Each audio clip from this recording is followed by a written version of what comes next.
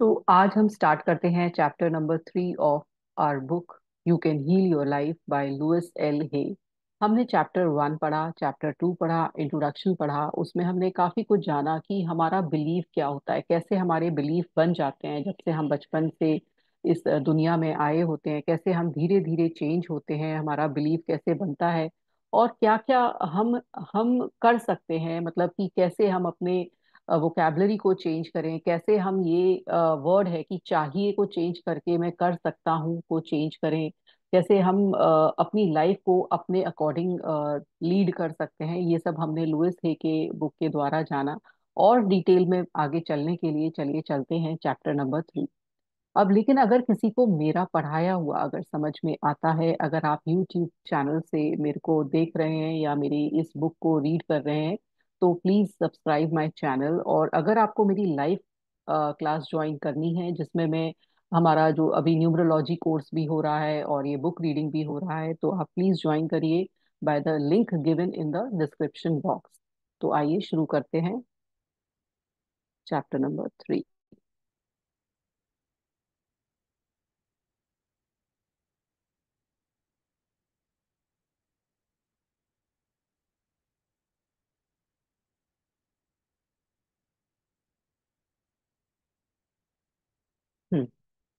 तो chapter number 3 है, where does it come from. The past has no power on me. तो Louise हे का जो ये चैप्टर है वो ये बोलती है कि कहाँ से हमारी जो प्रॉब्लम्स हैं वो कहाँ से आ रही हैं। हमारे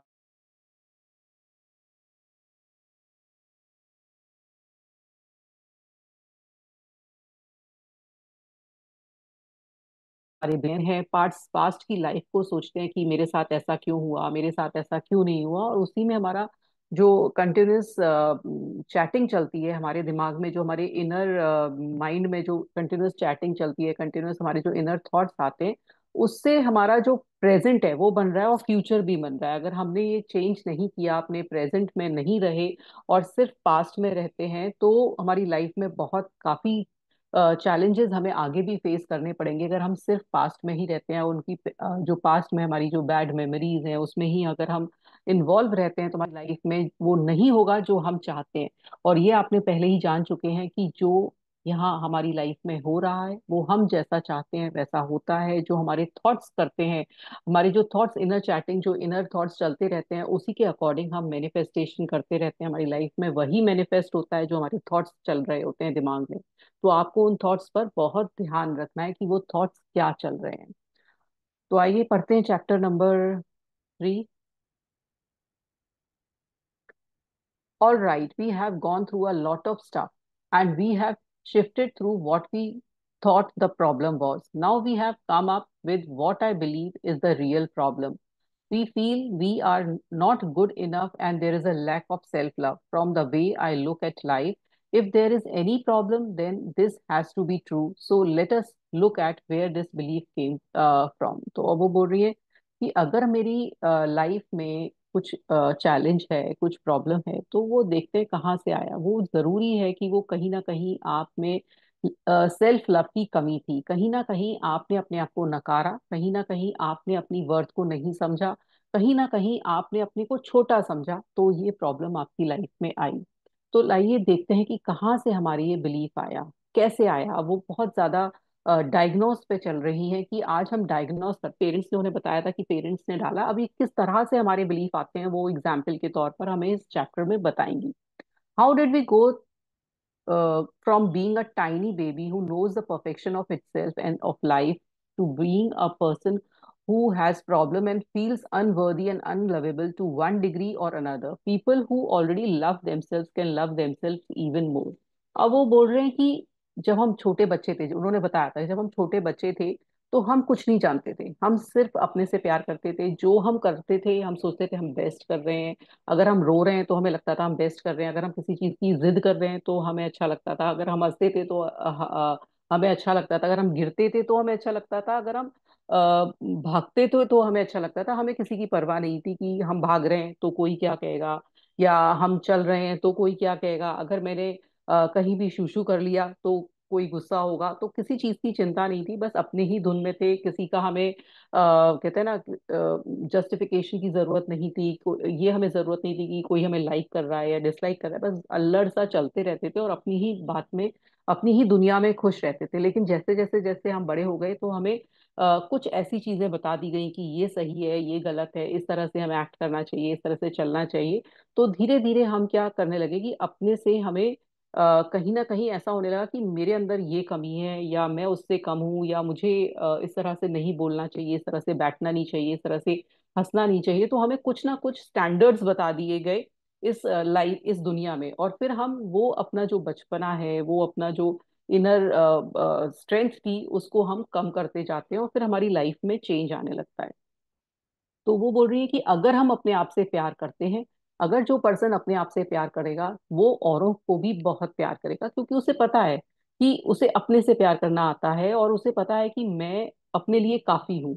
तो मुझे अब क्या है कि दूसरों को भी प्यार देना आता है। तो स्पेशली आप देखिए, जो लोग बहुत लोगों से प्यार करते हैं, वो अंदर से भरे हुए होते हैं, उनको अंदर से बहुत सेल्फ सेटिस्फेक्शन होता है। वो ना गुस्सा होते हैं, ना इरिटेट होते हैं, ना उनको परेशान होते हैं, वो सिर्फ देना जानते हैं, क्योंकि वो अंदर से प्यार के भरे हुए लोग हैं।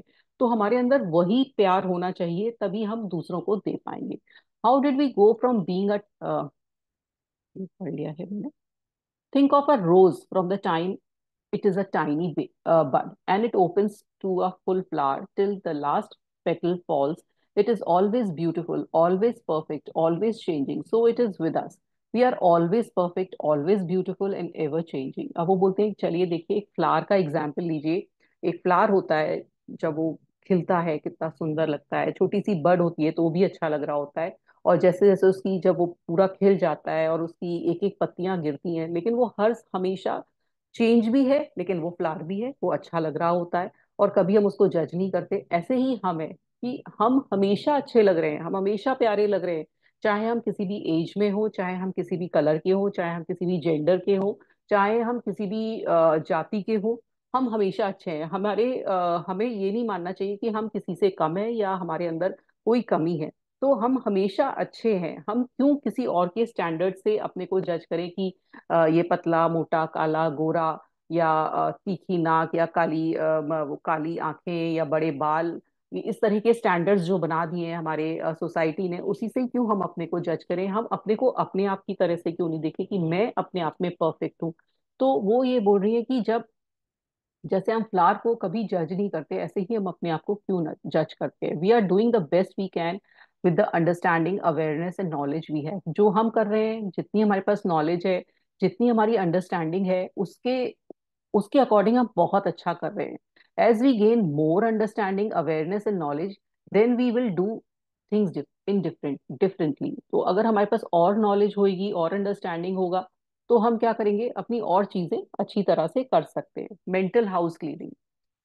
अब वो बोल रहे हैं कि मेंटल हाउस क्लीनिंग क्या होती है, यानी कि हमारे मन की सफाई।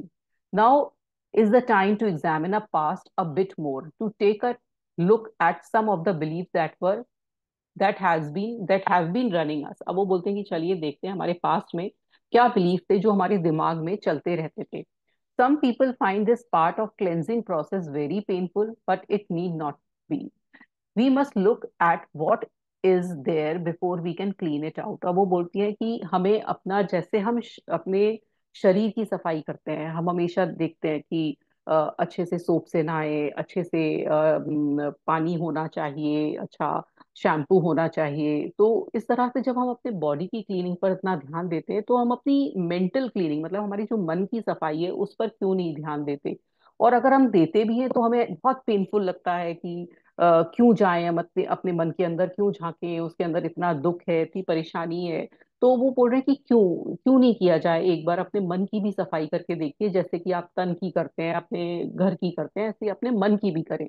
If you want to clean a room thoroughly, you will pick up and examine everything in it. अब वो बोल रही है कि जब आप अपना घर को, मतलब अपने रूम को साफ करते हैं, तो आप एक एक चीज देखते हो। जब भी आप, एक दिवाली की सफाई होती है, या मंथली सफाई, या डेली में, कई लोग डेली करते हैं एक इस तरह से। तो वो एक एक चीज देखते हैं कि क्या साफ होना चाहिए, कितना किस किस चीज को सफाई की जरूरत है, कौन से आर्टिफैक्ट्स पे धूल आ गई है, किस चीज को, बेडशीट को किस तरह से बिछाना है या चेंज करना है बेडशीट। तो हम एक एक चीज पर ध्यान देते हैं। Some things you will see that need refining और रिपेयर। कई चीजें ऐसी लगेंगी कि आपको ये पुरानी हो गई हैं, इनको मुझे रिपेयर की जरूरत है, and you will make a note to do that. और वो आप नोट बनाते हो कि इस चीज की मुझे इसको ठीक कराना है। Something will never serve you again and it becomes time to let those things go. और कई बार ऐसी चीजें मिलती हैं आपको, जैसे आप अलमीरा क्लीन कर रहे हो कि ये चीज अब मेरे को डिस्कार्ड करनी है, या मेरे पुराने कपड़े हैं या पुराने शूज हैं, तो आपको उन चीज को हटाते हो। या रूम में भी कुछ ऐसी चीज है जो बहुत देर दिनों तक लगी है, तो आपको लगता है कि नहीं मुझे इसको हटा देना चाहिए, तो आप हटाते हो। Old magazines, newspaper, dirty paper plates can be dropped into the waste basket very calmly. और आप धीरे से जो भी ओल्ड चीजें हैं वो आप हटा देते हो या किसी को दे देते हो। There is no need to get angry in order to clean a room. और कभी आपको ऐसा गुस्सा नहीं आता जब भी आप क्लीनिंग करते हो, आप बहुत कूलली कामली ये सब काम कर लेते हो। In the same thing, it is the same thing that we are cleaning a mental house. ऐसे ही सेम तरह से हमें अपने मन की सफाई करनी है।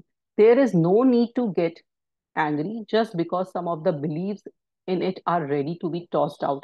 और बहुत आप समझिए कि आप बहुत ध्यान दीजिए कि जो आपके पुराने बिलीव्स हैं, अगर आप उनको हटा दोगे, उनको उनको इस अपने दिमाग से निकाल दोगे और उन्हें दोबारा से नए बिलीव्स को आप बनाओगे जो कि आपके लिए अप्रोप्रिएट हैं, जो आपके ऊपर लागू करते हैं, जिन पर किसी का स्टैंडर्ड नहीं फिक्स है, तो आपको गुस्सा होने की या परेशान होने की जरूरत नहीं है। Let them go easily as you would scrap bits of food into the trash after the meal. और वो बोलते कि ऐसे कर दीजिए जैसे कि आपने एक कोई पुराना मतलब खाना जो भी है, फूड है जो कि नहीं खाया जा रहा है, वो फेंक दिया है। Would you really dig into yesterday's garbage to make tonight meal? क्या आपको जो गलत चीजें हैं, मतलब गलत जो फूड, मतलब जो खराब फूड हो गया है, स्टेल फूड हो गया है, क्या जो आपने डस्टबिन में डाल दिया, क्या आप उसको निकाल के दोबारा से खाना बनाते हो? नहीं बनाते हो। तो ऐसी जो आपके पुराने कहते हैं ना गले सड़े बिलीफ जो आपके सदियों से चले आ रहे हैं, या आपके कुछ ऐसा बिलीफ आपके किसी ने समाज ने, दुनिया ने दे दिया,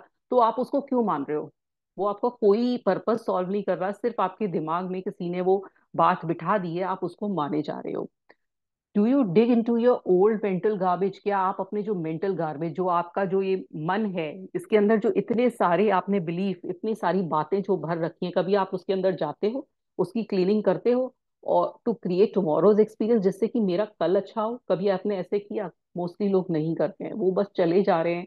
जो भी उनको बता दिया है पुराने ढर्रे पे चलते चले जाते हैं। किसी ने बोल दिया बिल्ली रास्ता काटती है तो कुछ अनर्थ होता है, उन्होंने मान लिया।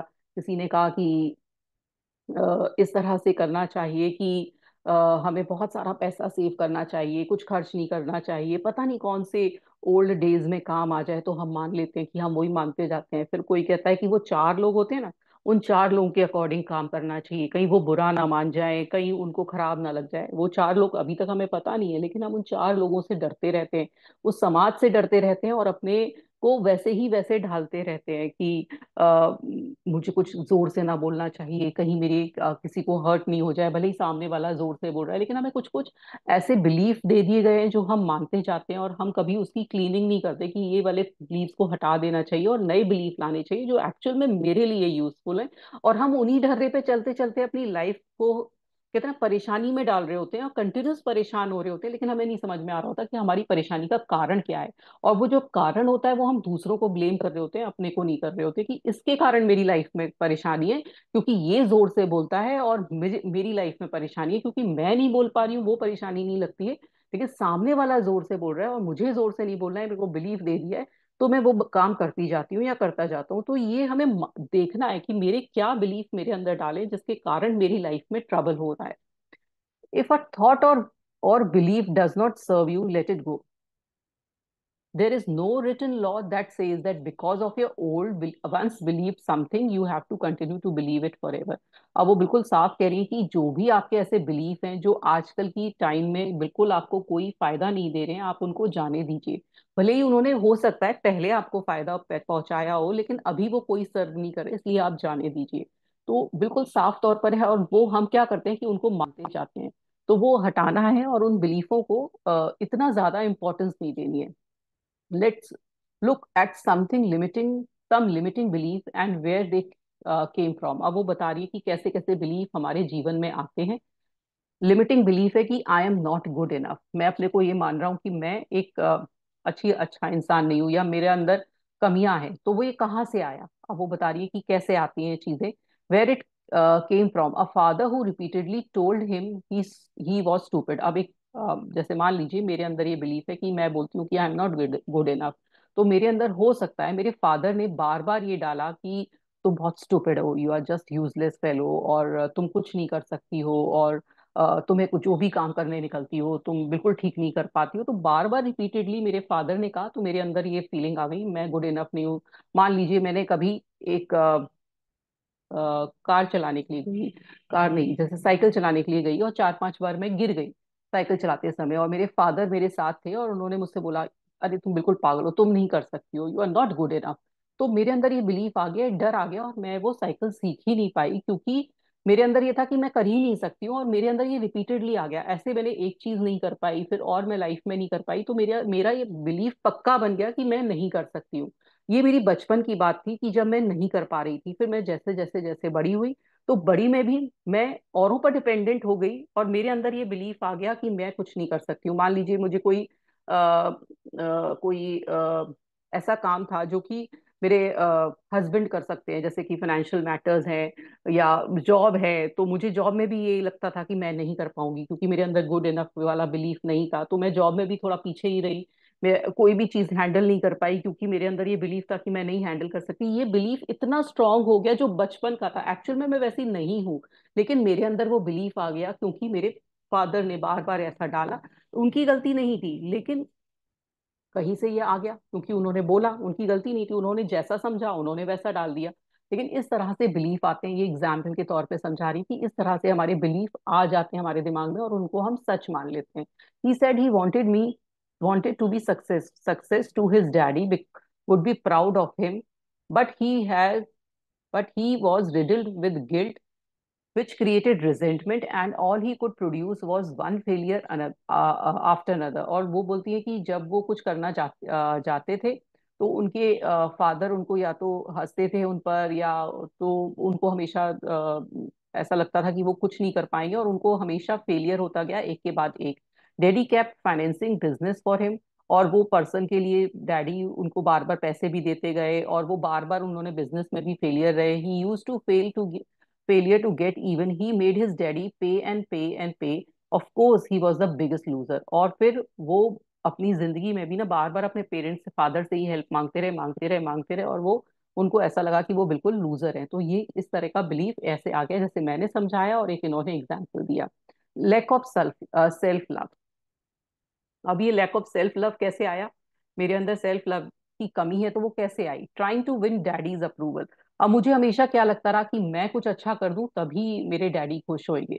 तो मेरा पाइवट क्या हो गए, डैडी हो गए, कि डैडी को खुश करना ही मेरी लाइफ है, बस उन वो खुश हो जाए मेरी लाइफ में, बस और कुछ नहीं है। मैं अपना भूल कर सिर्फ ये दिमाग में रखा रहा कि सिर्फ डैडी की खुशी मेरी खुशी है।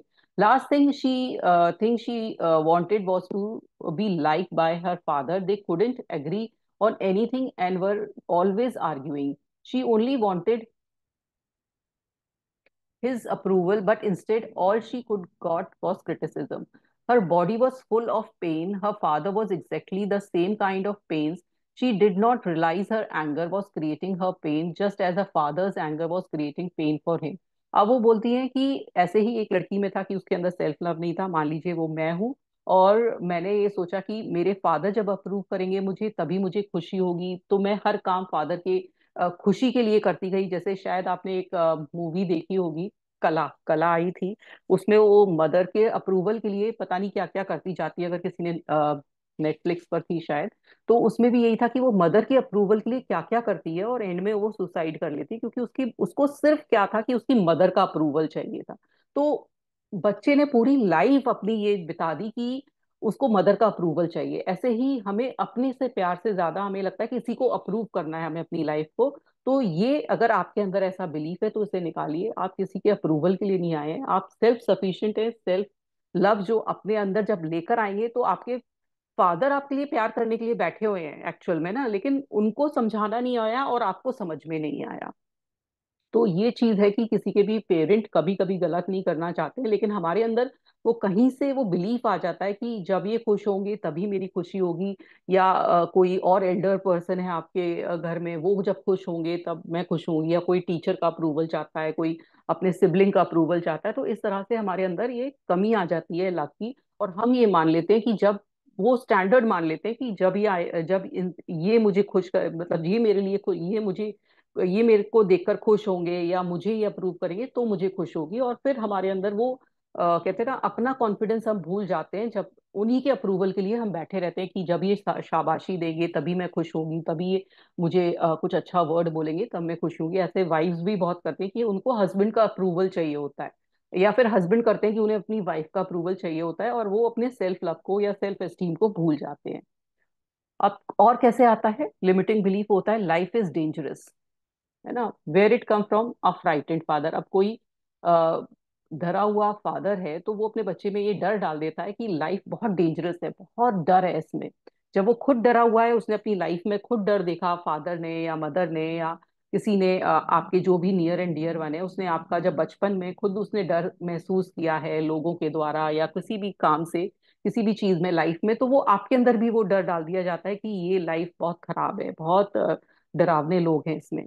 Another client saw life as grim and harsh. It was difficult for her to laugh, and when she did, she would become frightened that something bad would happen. She had been reared with admonition, don't laugh and they might get you. और किसी ने, ऐसा हो सकता है किसी के parent ने इस तरह का बिलीफ डाला कि भाई प्लीज ज्यादा मत हंसो, जब आप हंसोगे तो कोई अनर्थ हो जाएगा, या कुछ हमारे अंदर कुछ नेगेटिव हो जाएगा। कहते हैं ना, ज्यादा नहीं हंसना चाहिए, कुछ गलती भी मतलब कुछ अब खराब हो सकता है। तो इस तरह के बिलीफ अपने अंदर मत लाइए कि अगर आप हंसोगे तो आपकी लाइफ में कुछ गलत होगा, या आप बहुत टाइम से आप खुश हो तो आपकी लाइफ में कुछ कमी आएगी। ऐसा कुछ नहीं है, ये हमारे बिलीफ डाल दिए। और वाकई अगर आप जब इस बिलीफ को बिलीव करेंगे कि हाँ मैं अब बहुत हंस रही हूँ आज, तो कल मेरे साथ कुछ गलत होगा, तो ऑटोमेटिकली गलत होगा, क्योंकि आपका बिलीफ, आपका जो सबकॉन्शियस माइंड है वो सच करेगा।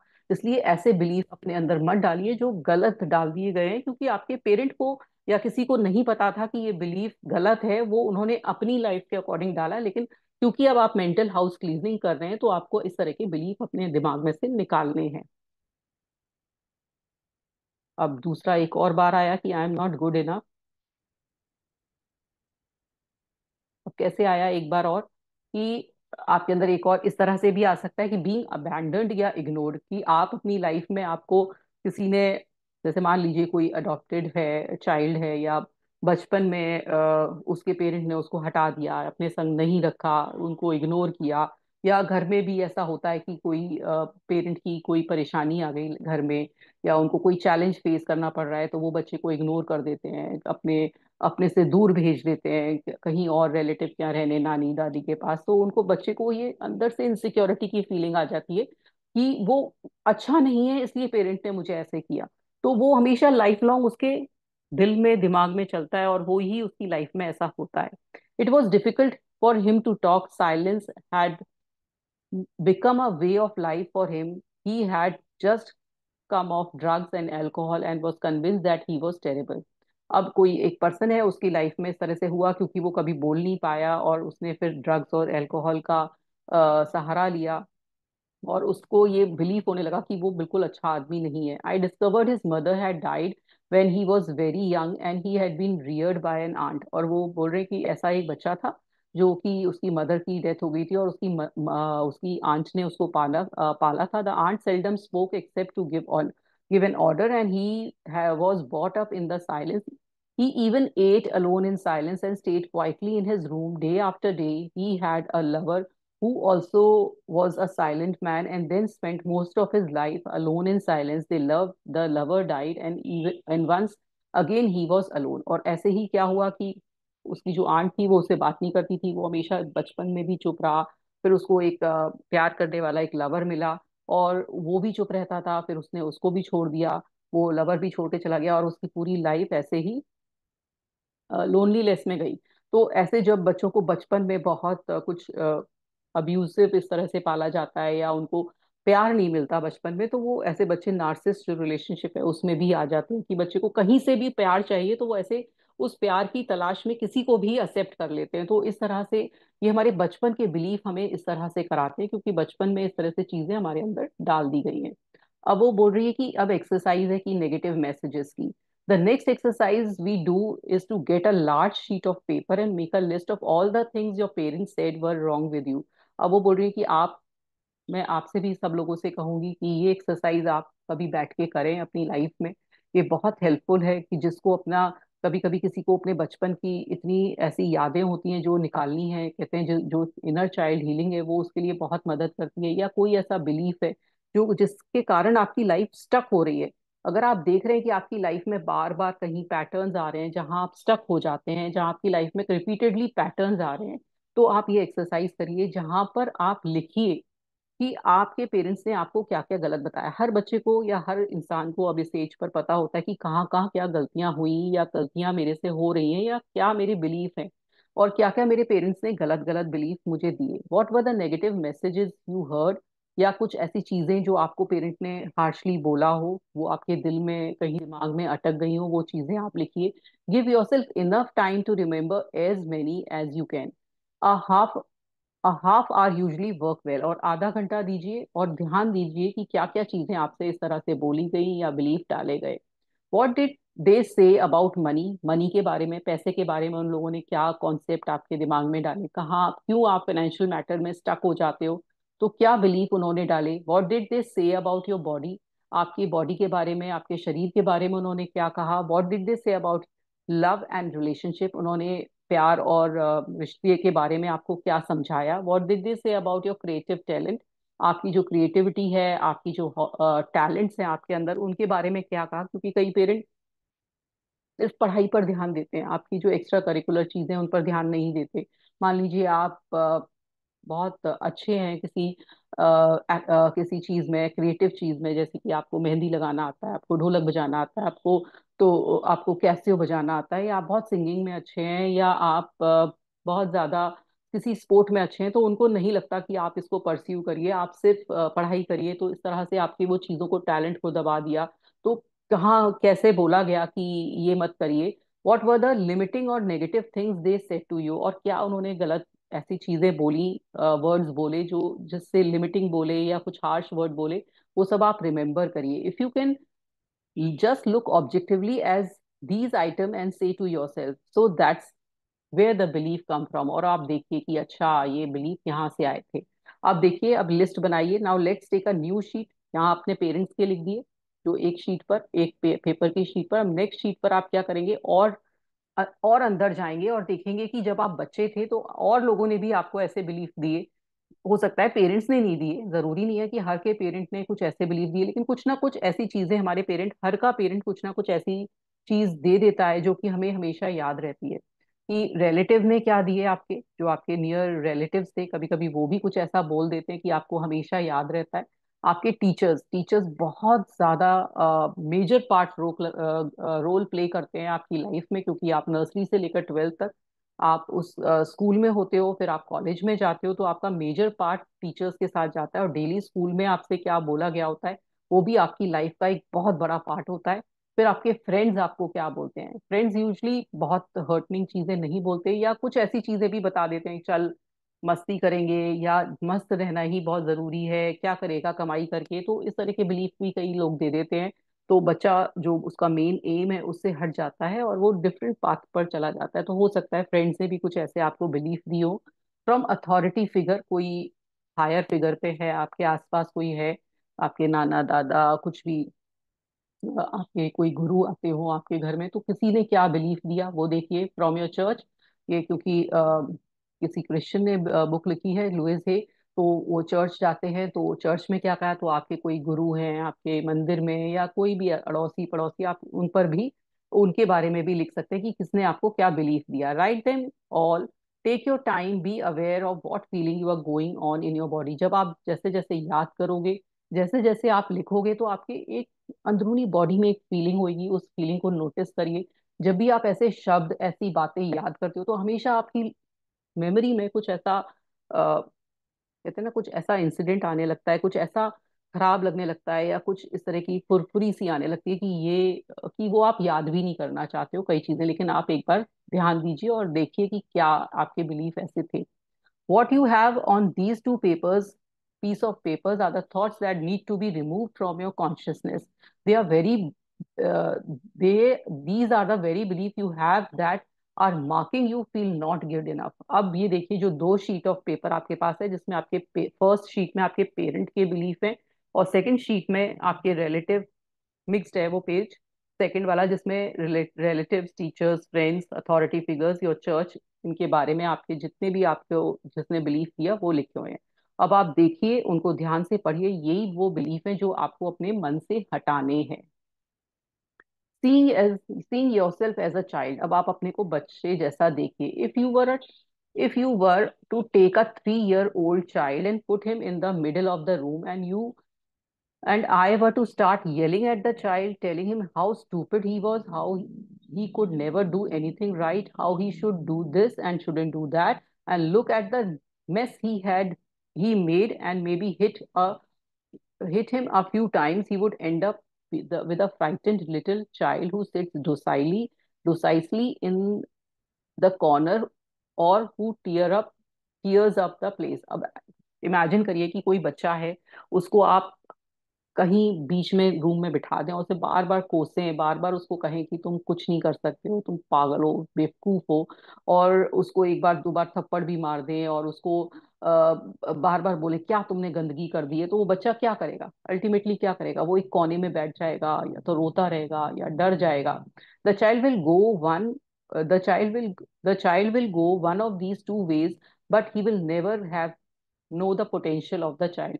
और उसे क्या करेगा वो बेचारा? या तो रोएगा, या डर के बैठ जाएगा, और उसकी जो अंदरूनी जो ताकत है वो उसको कभी भी पता ही नहीं चलेगी कि मेरा कितना पोटेंशियल है। ऐसे ही जो चीज हमसे कही गई, हम अपने पोटेंशियल को भूल गए। हमारे कहते हैं ना, उनसे इतना कुछ बोला गया, जैसे हनुमान जी अपनी पावर भूल गए थे, जब उनको याद दिलाई गई थी तब उनको याद आई थी। ऐसे ही हमारे साथ भी होता है कि हम भूल जाते हैं कि हम सब लोग दुनिया में एक से हैं, एक सी पावर मिली है, एक सी दिमाग मिला है, एक सा हाथ पैर, सब चीज एक सी मिली है। तो कई लोग क्यों इतनी ज्यादा मेहनत कर लेते हैं और कई लोग इतनी कम मेहनत क्यों करते हैं? कई बिल्कुल ही अपना दिमाग नहीं लगा पाते, कई इतना दिमाग लगा लेते हैं, क्योंकि हमारे ये बिलीफ के कारण हमारे साथ ऐसा होता है।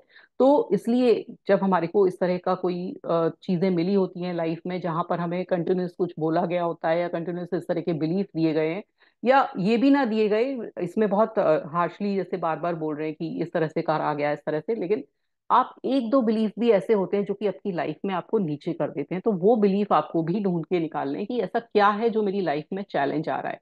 if we were to if we take the same child and tell him how much we love him, and how much we care, and we love the way he looks, and love how bright and clever he is, that we love the way he does things, and that it's okay for him to make mistake and he learns, and that we will always be there for him no matter what, then the potential that comes out of that child will blow your mind.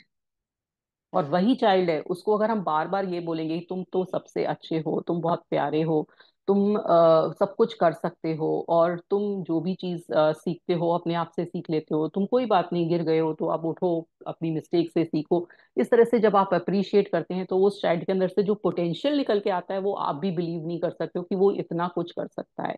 तो जैसे आपने एक example देती हूँ कि अगर आप पेड़ को भी, अगर कोई पौधे को भी डेली डेली जाकर उस पर गुस्सा होगे, उस पर बहुत हार्शली बोलोगे, तो आप 2 दिन के बाद देखोगे कि पेड़ वो मुरझाने लगेगा। मतलब इवन पेड़ भी ये बात समझते हैं, तो इंसान के ऊपर तो बहुत ज्यादा लागू होता है।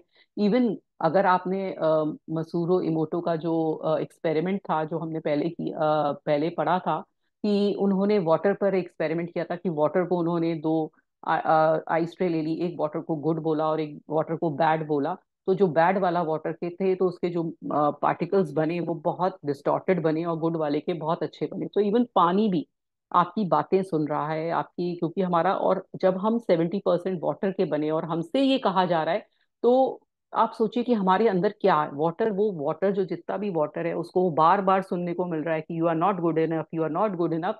तो आपके दिमाग के अंदर कितना वो बिलीफ आए जा रहा है, और आप वो ये लग रहा है कि मैं कुछ भी नहीं कर सकता लाइफ में, और वहीं आपको अप्रिशिएट किया जा रहा है तो आपको बहुत अच्छा लगता है। तो यही फर्क पड़ता है। अगर आपको जितनी बार आपको ये अप्रिसिएशन वाले वर्ड सुनने को मिलते हैं, आपका जो अंदर का जो मोमेंटम है वो और बढ़ जाता है। तो अब आप बोलेंगे कि भाई ये मेरे पास तो कोई है ही नहीं बोलने के लिए, तो आप हैं। आप अपने अंदर से बिलीफ निकालिए, ये सब जो लिमिटिंग बिलीफ आपके अंदर डले हुए हैं वो हटाइए। आप अपने को खुद मोटिवेट करिए, खुद अपने को मानिए कि मैं बहुत अच्छा हूँ। जब आप अपने को मानेंगे तो आपको 10 लोगों से ये सुनने को मिलेगा, you are good, you are very good. ये आपको सुनने को मिलेगा, आप बहुत अच्छे हो, जब आप अपने अंदर से वो लिमिटिंग बिलीफ निकाल दोगे। Each one of us has a 3-year-old child within us, and we often spend more of our time yelling at the kids in ourselves. Then we wonder why our lives doesn't work. और वो कह रहे हैं कि जब हमारे अंदर भी वही 3 साल का बच्चा है और हम अपने कोई भी गलती होती है तो हम अपने को कोसते हैं। अरे मेरे में तो इतनी अकल नहीं थी, मैं पागल हूँ, मैं ये हूँ, मैं भूल जाती हूँ, मैं अच्छा हर काम अच्छी तरह से नहीं कर पाती हूँ। तो जब आप अपने वो उस बच्चे को सोचिए, आप अपने आप ही अपने बच्चे को, अपने जो इनर बच्चा है वो छोटा बच्चा, उसको डांटते रहते हो, तो आपके अंदर वो लिमिटिंग बिलीफ आता रहता है और आप आगे बढ़ नहीं पाते हो। If you had a friend who was always criticizing you, would you want to be around that person? Perhaps you were treated this as a child. वो बोल रही है अगर आपके पास ऐसा कोई फ्रेंड है जो बार बार आपको क्रिटिसाइज करता है, तो आप उसके पास नहीं रुकना चाहोगे, है ना। और यही है कि जब हमें ऐसा क्रिटिसाइज करा जाता है तो हम आगे नहीं बढ़ पाते हैं। However, that was a long time ago, and if you are now choosing to treat yourself in the same way, then it is a sadder still. और वो बोल रहे हैं कि चलिए ठीक है, आपको बचपन में इस तरह से बोला गया, लेकिन आप कंटिन्यूअसली अभी भी वही चीज रिपीटेडली कर रहे हो, अपने आप को कोस रहे हो, या अपने आप को दूसरों को ब्लेम कर रहे हो, या हमेशा अपने को कम समझ रहे हो। तो फिर ये बहुत मुश्किल है कि आपकी लाइफ फिर ऐसे ही रहेगी, कोई चेंज नहीं आएगा। तो आपको पहले बिलीव डालना है कि वो मेरा पास्ट है और ये मेरा प्रेजेंट है। So now there is in front of us, we have a list of negative messages we heard as child. How does this list correspond with what you believe to be wrong with you? Are they almost the same? Probably yes. वो बोल रहे हैं कि अब आपके पास list है उन negative messages की जिसके कारण आपका ये बिलीफ बना। We base our life script on our early messages. We are all good little children and obediently accept what they tell us as truth. It would be very easy just to blame our parents and be victim for the rest of our lives, but that wouldn't be much fun, and it certainly wouldn't get us out from a stuck position. अब वो बोल रहे हैं कि अगर आप जान गए हो कि आपके ये बिलीफ आपको दे दिए गए हैं और आप फिर पेरेंट्स को बार बार ब्लेम करते हो, या आपको पता है या आप अपने पेरेंट्स को ब्लेम करते हो कि उन्होंने मेरे साथ ऐसा किया, उनके कारण मैं ऐसा इस तरह का इंसान बना, उन्होंने मेरे संग इतना गलत किया, क्यों उन्होंने मेरे साथ ऐसा गलत किया। तो वो कहते हैं माय डियर फ्रेंड्स, वो कहती हैं कि आप फिर वहीं स्टक रह जाओगे, आप आगे नहीं बढ़ पाओगे लाइफ में। अब आपकी लाइफ की रिस्पॉन्सिबिलिटी आपके हाथ में है। कई मैंने लोगों को देखा है कि जब भी उनसे कुछ पूछो कि आप ऐसा क्यों करते हो, मेरे फादर ने कहा था, मेरी मदर ने कहा था, उन्होंने मुझसे कहा था कि ये ऐसे गलत चीजें मेरी लाइफ में डाल दी, तो मैं ऐसे कर रहा हूँ। तो अब आपको पता है ना कि वो गलत चीज है, फिर आप क्यों कर रहे हो। वो उनके पास आंसर नहीं होता है, लेकिन क्योंकि उन्होंने बोला था वो कर रहे हैं। आज वो मतलब 50-60 के एज पर भी हैं, वो ये कहते हैं कि मेरे पेरेंट ने कहा था मैं कर रहा हूँ, विदाउट मतलब सेकंड थॉट की। वो गलत पता है कि उनके पेरेंट ने गलत बताया है, फिर भी वो करते चले जाते हैं। तो फिर वो बोल रही है कि अगर आपको ये पता है तो आप चेंज करिए उस चीज को। तभी आप जब चेंज होते हैं, जब आप अपनी लाइफ में अपने को चेंज करेंगे, तभी आपकी लाइफ में चेंज आएगा। Blaming your family. Blame is one of the surest way to stay in problem. In blaming another, we give away our power. Understanding enables us to rise above an issue to take control of our future. अब वो बोल रहे हैं blaming बहुत एक अच्छा तरीका है कि उस प्रॉब्लम में हमेशा के लिए रहना। अगर आप ब्लेम करते रहना चाहते हो तो आपके पास वो पावर कभी नहीं आएगी, और वो पावर कहीं और ही रहेगी। और अगर आप चाहते हो कि अपनी लाइफ से कुछ अच्छा करना, अपनी लाइफ में अच्छा करना, तो आप इस जो पावर है उसको अपने हाथ में लीजिए। दूसरों पर मतलब ब्लेम डालना छोड़िए, दूसरों को ये कहना छोड़िए कि ये आपके कारण हुआ, ये उसके कारण हुआ, या XYZ जिसके कारण हुआ। छोड़ दीजिए, भूल जाइए जिसके कारण आपकी लाइफ में कुछ भी अगर हुआ भी है, तो आप अब अपनी रिस्पॉन्सिबिलिटी खुद लीजिए अपनी लाइफ की। The past can not be change, the future is shaped by a current thinking. Past change नहीं हो सकता है, और जो फ्यूचर अब आप बदल सकते हो वो आपकी जो प्रेजेंट थिंकिंग है उससे बदल सकते हो। It is imperative for our freedom to understand that our parents were doing the best they could with the understanding, awareness and knowledge they had. अब आपके पास लिस्ट आई होगी जो आपने लिखेंगे कि आपके साथ क्या क्या बिलीफ डाले, तो आप फिर पेरेंट्स को कोसने ना बैठें, क्योंकि उनके पास जो बिलीफ थे, उनके पास जो नॉलेज थी, उन्होंने बेस्ट दिया हमें। अगर उनको नहीं पता था कि क्या वो गलत कर रहे हैं क्या सही कर रहे हैं, क्योंकि उन्होंने अपनी लाइफ में यही देखा, उन्होंने देखा कि उनके जो फादर या मदर थे वो तो उनको पीटते मारते भी थे, आपको कम से कम मारा पीटा नहीं गया, उन्होंने सोचा कि नहीं मैंने मारा पीटा तो नहीं, कम से कम मैंने प्यार से ही समझाया, या मैंने थोड़ा हार्श वर्ड्स बोल दिए, तो उनकी तरह से वो जो भी सही थे वो अपनी तरह से दे रहे हैं, और जो हम भी अपने बच्चों को देते हैं वो अपनी तरह से सही दे रहे हैं। कब क्या गलत हो गया उनको नहीं पता था, कब क्या हमसे गलत हो जा रहा है वो हमें नहीं पता है। तो ये हमें समझ में नहीं आता कि हम क्या कर रहे हैं, अपने बच्चों से क्या बोल रहे हैं, हमारे पेरेंट्स ने क्या बोला। तो पेरेंट्स को ब्लेम करना छोड़िए, अब आप आगे बढ़िए। whenever we blame someone else we are not taking responsibility of ourselves। अगर हम किसी और को ब्लेम करते हैं तो हम अपनी लाइफ की रिस्पॉन्सिबिलिटी खुद नहीं ले रहे हैं, दूसरे पर छोड़ दे रहे हैं। those people who did all those terrible things to us were just as frightened and scared as you are। they felt just the same helplessness as you do। the only things they could possibly teach you are what they had been taught। इसलिए वो लोग भी दुखी थे, परेशान थे, डरे हुए थे, इसलिए उन्होंने हमारे अंदर ऐसे बिलीफ डाल दिए, है ना। तो उनकी कोई गलती नहीं थी, वो हमें कुछ ना कुछ समझाना चाहते थे, लेकिन उनका समझाने का तरीका सही नहीं हुआ। तो कोई बात नहीं है, लेकिन अब आप उन बिलीफ को छोड़ दीजिए और आगे बढ़िए। How much do you know about your parents childhood, specially before the age of 10? If it's still possible for you to find out, ask them. If you are able to find out about your parents childhood, you will more easily understand that why they did what they did। understanding will bring your you compassion। और आप अगर चाहते हैं कि आपके parents ने ऐसा क्यों किया, कई लोग ऐसे बहुत परेशान भी होंगे अपने पेरेंट्स के जेस्चर्स और उनसे, तो वो आप जाइए और जब पेरेंट आपके 10 साल के थे तब उससे पहले की लाइफ उनकी स्टडी कीजिए कि उनकी लाइफ में क्या क्या हुआ, क्यों ऐसा मेरे साथ उन्होंने ऐसा क्यों किया, क्योंकि उन्होंने भी कहीं ना कहीं वो early part of their life, जब वो 0 से 7 ईयर्स तक के थे, उन्होंने कहीं ना कहीं स्ट्रगल देखी, कहीं ना कहीं उन्होंने उनके अंदर भी इस तरह के बिलीफ डाले जो फिर आपको ट्रांसफर कर दी गई। जब आपको ये पता चलेगा तब आपको उनके लिए प्यार आएगा, कंपैशन आएगा, ना कि उनके लिए गुस्सा आएगा। तो एक बार उनको स्टडी करिए अगर आप कर सकते हैं तो। If you don't know and can't find out, try to imagine what it must have been like for them। what kind of childhood would create an adult like that। और अब वो अगर आप नहीं उनसे पूछ सकते हैं, नहीं जाना चाह रहे हैं उनके पास, तो आप सोचिए कि कैसी उनकी चाइल्डहुड रही होगी कि वो इस तरह के इंसान बने कि उन्होंने आपके अंदर भी इस तरह के बिलीफ डाले। तो जब आप ये सोचेंगे उनकी लाइफ के बारे में, तब आपको समझ में आएगा कि वो कहीं गलत नहीं थे, उनके पास भी कहीं से ये चीजें आई थी, उनके दिमाग में भी डाली गई थी और उन्होंने आपको ट्रांसफर कर दी। You need this knowledge for your own freedom। You can't free yourself until you free them। और जब तक आप उनको माफ नहीं कर देंगे, अपने आप को माफ नहीं कर पाएंगे, अपने आप को फ्री नहीं कर पाएंगे। इसलिए उनको माफ करना, उनको अपनी किसी भी चैलेंज का जिम्मेदार समझना वो गलत है, उसे छोड़ दीजिए और अपनी लाइफ में आगे बढ़िए। You can't forgive your self until you forgive them. अपने जब तक आप अपने आप को माफ नहीं कर सकते, जब तक आप उन्हें माफ नहीं करते, if you demand protection from them you will demand perfection. If you demand perfection from them you will demand perfection from yourself and you will be miserable all your life. और आप चाहते हैं कि वो हमेशा परफेक्ट रहे, आपके as a perfect parent रहे, तो आप अगर इस परफेक्शन में चाहते हैं या ढूंढ रहे हैं इस परफेक्शन को, तो आप हमेशा लाइफ में मिजरेबल ही रहेंगे, क्योंकि परफेक्ट कोई नहीं है इस दुनिया में, कोई परफेक्ट नहीं है। अगर आप आसपास भी अपने फ्रेंड्स की या अपने लोगों की, कोलीग्स की लाइफ देखेंगे तो उनकी लाइफ में भी इस तरह का ही हुआ है। तो कोई परफेक्ट नहीं है, कोई इंसान ये नहीं है कि उसको परफेक्ट चाइल्डहुड मिला। तो इसलिए आप जब देखेंगे तो, लेकिन लेकिन फिर आप कहेंगे कि कई लोग बहुत सक्सेसफुल हैं, उनका उनके पेरेंट ने ऐसा नहीं किया, मेरे पेरेंट ने ही ऐसा किया। ऐसा नहीं है, क्योंकि उन्होंने अपने बिलीफ को चेंज किया।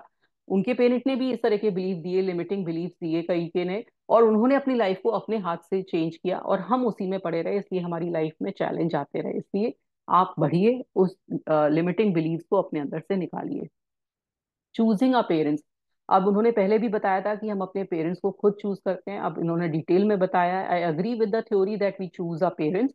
The lesson we learn seems perfectly match to the weakness of the parents we have. अब वो बोल रहे हैं कि हम अपनी पेरेंट्स को चूज करके आते हैं, हम वो लेसन सीखने आते हैं इस दुनिया में जो कि हमें स्ट्रॉन्ग करना है ना। तो वो हमें वैसे ही पेरेंट्स मिलते हैं, वैसे ही पेरेंट्स को हम चूज करते हैं, वो हम भगवान से कह के आए होते हैं कि इस लाइफ में मुझे ये लेसन सीखना है, तो मुझे इस तरह का पेरेंट चाहिए।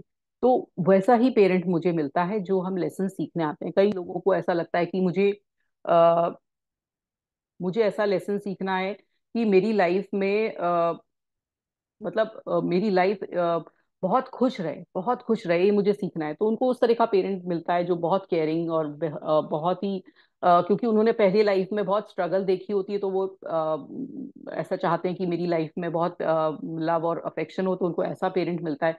कई लोगों के बहुत पहले से लव अफेक्शन देख कर आए होते हैं, तो उनको लगता है कि मैं ये देखूं कि कैसे स्ट्रगल की जाती है, तो वो ऐसा पेरेंट चाहते हैं, तो वो उनको स्ट्रगलिंग वाले पेरेंट। तो ये हम खुद ही अपनी लाइफ को लिखवा के लाए हैं, और जैसे जैसे हमारी लाइफ में पेरेंट भी हमें वैसे ही मिले हैं, क्योंकि पेरेंट हमारे फर्स्ट गुरु होते हैं, फर्स्ट शिक्षा देते हैं, तो फिर उन्होंने हमें जैसे शिक्षा दी तो हमें उस तरह से ही मिलता चला जाता है। I believe we are all on endless journey through eternity. We come to this planet to learn particular lesson and are necessary for a spiritual evolution. हर इंसान इस जो धरती पर आया है वो अपना स्पिरिचुअल लेसन लेकर आया है, जो वो पास्ट लाइफ से लेकर आया है, और उसके अकॉर्डिंग ही उसकी लाइफ आगे आगे चल रही है, और उसको वैसे वैसे मिल रहा है। जो अर्ली पार्ट हमारी लाइफ की है वो वैसे वैसे मिल रही है। फिर बाकी हम जैसे हमें बिलीफ मिल गए, बाकी हम क्या बना रहे हैं वो हमारे हाथ में। अब आप बोलेंगे इस जगह की, अरे आपने तो ये बता दिया कि सब कुछ लिखा हुआ है हमारी लाइफ में, डेस्टिन्ड है। ऐसा नहीं है। मतलब कुछ पार्ट हमारा लाइफ में 20% कुछ ऐसा मिला हुआ है जो हमारा डेस्टिन्ड है, जो हमें ऐसा ही मिलेगा, हमें ऐसे ही पेरेंट मिलेंगे जो हमें इस तरह से बोलेंगे, या इस तरह से हम हमें दिमाग में हमारे ये बिलीफ डालेंगे, या हमारी लाइफ में ये तरह का रोल प्ले करेंगे। लेकिन उसके बाद अब हमारी चॉइस है कि हम उस बात को कितना माने, कितना नहीं माने, कितनी उस चीज को आगे लेके जाएं। तो वो चॉइस हमें दी गई है। बाकी जो हमें दिया वो ऑलरेडी 20% दिया है, लेकिन 80% हमारे हाथ में कि हम आगे उसको कैसे करें। We choose a sex, a color, a country, and we look around the perfect set of parents who will mirror our pattern. और जैसा हम चाहते हैं हमें वैसे ही जगह मिलती है, हमें वैसा कलर मिलता है, जेंडर वैसा मिलता है। जरूरी नहीं है पहले हम लाइफ में मेल हो, कब फीमेल बन जाते हैं, फीमेल से मेल बन जाते हैं, ये भी कोई पता नहीं है हमें। जैसा हम चूज करके आए हैं हम यहाँ पर आ जाते हैं। हम अपनी कंट्री भी चूज करते हैं, पेरेंट चूज करते हैं कि हमें इस तरह का पेरेंट चाहिए, हमें ये लेसन लर्न करना है। Our visit to this planet are like going to school. और ये हमारा जो विजिट इस स्कूल में, जैसे हम स्कूल में जाते हैं ना कुछ चीज लर्न करने के लिए, ऐसे ही ये पूरी लाइफ में हम एक लर्न करने आए हैं, एक स्पिरिचुअल जर्नी पर हैं। और जितनी जल्दी हम भगवान को हम सीख सकते हैं उतनी जल्दी हम भगवान में मिल सकते हैं। वो हमारी जर्नी है, वो एंड जर्नी है जब हमें मोक्ष मिलेगा। If you want to become a mechanic, you will go to mechanic school. If you want to become a lawyer, you'll go to law school. The parent you picked this time around are perfect couple who are expert in what you have chosen to learn. तो जो आप इस धरती पर इस समय सीख रहे हो, जो आपको शिक्षा मिली है, जैसी आपकी लाइफ है, वो आप ऐसी चूज करके आए थे। जो स्टार्टिंग में आपको मिली लाइफ, वो आपके लिए परफेक्ट गुरु थे, जो आपके पेरेंट थे, जो आपको मिले। लेकिन अब आपके पास चॉइस है कि आप अपनी लाइफ अपने अकॉर्डिंग चलाएं। When we grow up, we have the tendency to point a finger accusing at our parents. You did it to me, but I believe we chose them. और फिर जब हम बड़े हो जाते हैं तो हम अपने पेरेंट्स को बहुत ब्लेम करते हैं, आपके कारण मेरी लाइफ में ऐसा हुआ, आपने ऐसा किया। तो लेकिन आप बिलीव करिए कि आप अपने पेरेंट्स को चूज करके आए हैं, आप यही लेसन सीखने के लिए इस वर्ल्ड में आए थे, जो आपको इस समय सीख रहे हो, जो आपको मिला हुआ है। Listening to others, our older brothers and sisters are gods to us when we are little. If they are unhappy, we probably took it out as physical or verbally. They might have said to us like, "I'll tell you for instilling guilt. You are just a baby. You can't do that. You are too stupid to play with us." अब हमारे जो siblings हैं, Elder siblings, brother sister होते हैं, वो भी हमारे अंदर बहुत सारे बिलीफ डालते हैं। ये आप जानते ही होंगे। कोई कोई हमसे बोल देता है कि मैंने तुम्हें बोला था ना, तुम ऐसा करोगे तो ऐसा होगा, तो ये हमारे अंदर गिल्ट की फीलिंग डाल देता है। या कोई कहता है अरे तुम्हें कहाँ पता है, तुम बहुत छोटे हो, तुम बच्चे हो। तो हमें हमेशा लगता है कि मुझे कहाँ पता है, मैं तो बहुत छोटा बच्चा हूँ। जो छोटे भाई बहन होते हैं उनके अंदर ये फीलिंग आ जाती है, या उनसे ये बोला जाता है तुम तो बहुत स्टूपिड हो, बाहर जाके खेलो। तो वो उनके अंदर ये फीलिंग आ जाती है कि मैं नहीं खेल सकता हूँ, ये बड़े भाई बहन मेरे आइडल हैं, ये ही सब कुछ अच्छा करते हैं, मेरे अंदर तो इतना अच्छा है ही नहीं, या वो ये ही पढ़ाई में अच्छे हैं। तो ये भी एक लिमिटिंग बिलीफ जब किसी के जो एल्डर ब्रदर सिस्टर होते हैं वो भी डाल सकते हैं। Teachers at school often influence us greatly. In fifth grade, a teacher told me emphatically I was too tall to be a dancer. Teachers से बहुत ज्यादा फर्क पड़ता है बच्चे की लाइफ में, क्योंकि टीचर्स बहुत सारी ऐसी होती हैं जो बच्चे को स्टूपिड बोल देती हैं, बेवकूफ बोल देती हैं कि तुम नहीं कर सकते हो, तुम पीछे जाके बैठे हो। तो बच्चा सोचता है मैं बैक बेंचर ही हूँ, मैं तो लाइफ में बैक बेंचर बन गया। और वो जब तक बड़ा होता है वो यही सोचता है कि मेरी लाइफ में मेरे को मेरे अंदर कोई भी क्रिएटिव चीज नहीं है, मैं किसी चीज के लिए बना नहीं हूँ। जैसे एक किसी को बोल दिया कि किसी लड़की कोई डांस करती थी, उसको बोल दिया कि तुम बहुत टॉल हो, तुम डांस नहीं कर सकती हो, और वो उसको ये बिलीव हो गया कि भाई मैं टॉल हूँ और मैं डांस नहीं कर सकती हूँ। तो इस तरह के बिलीव भी हमारे अंदर टीचर्स भी डाल सकती हैं।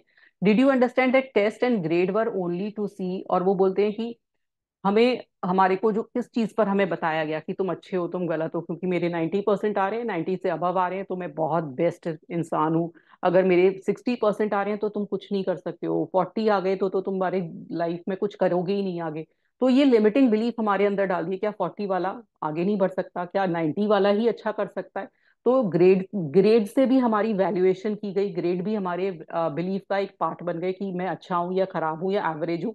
ग्रेड से भी हमने अपने दिमाग में लगा लिया कि मैं तो बस 70% ही ला सकता हूँ, और पूरी जिंदगी बस मैं 70% का ही मालिक हूँ और उससे ज्यादा मैं आगे बढ़ नहीं सकता हूँ। तो ये ग्रेड्स भी हमारे एक ग्रेडिंग का मतलब कहते हैं बिलीफ का एक पैटर्न बन जाते हैं। और early friend shares their own misfortune about life with us, the other kids at school can tease us and leave lasting hurts. When I was child, my name was Looney, and the kids used to call me lunatic.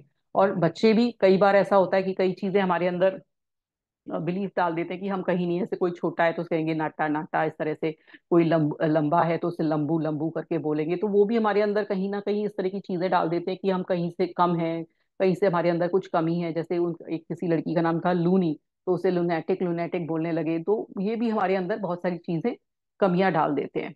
Neighbours भी हमारे ऊपर बहुत influence डालते हैं, है ना।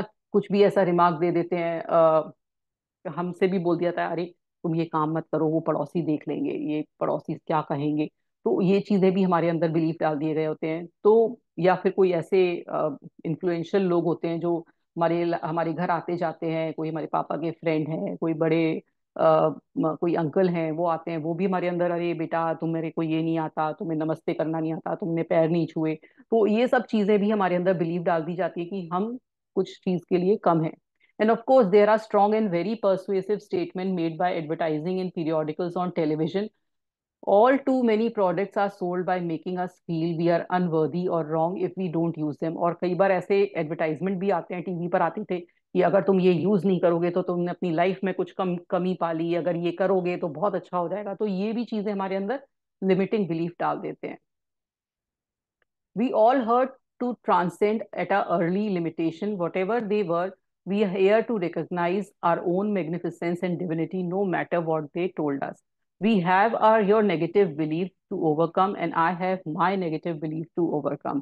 अब वो चाहे कोई भी हमारे लाइफ में, चाहे हमारे पेरेंट्स ने डाला, चाहे नेबर्स ने, चाहे टीचर्स ने, चाहे हमारे सिबलिंग्स ने, चाहे हमारे कोई भी कोई हेड ने, कोई पुजारी ने, कोई भी बिलीफ हमारे अंदर डाला, पर वो मेरे अंदर बिलीफ आ गया, लेकिन मुझे अब उसे ओवरकम करना है, मुझे उससे निकलना है उस बिलीफ से।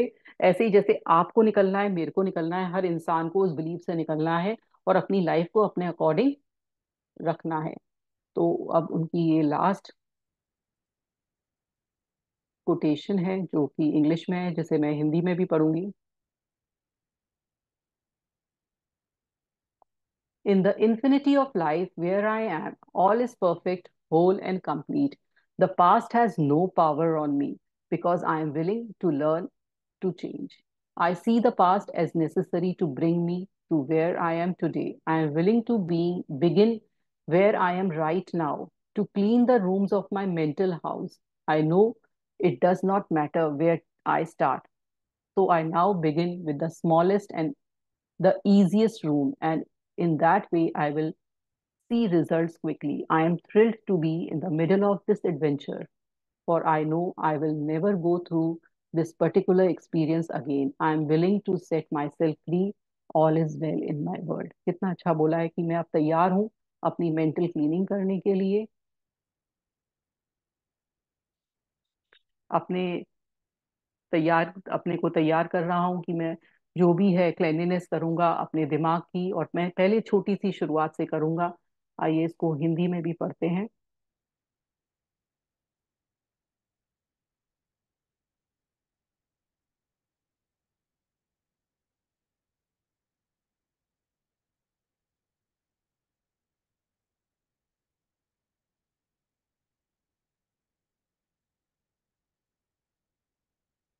इस जीवन की अनंतता में जहां मैं हूं, सब संपूर्ण और परिपूर्ण है। अतीत मुझसे अधिक शक्तिशाली नहीं है, क्योंकि मैं सीखना और बदलना चाहता हूँ।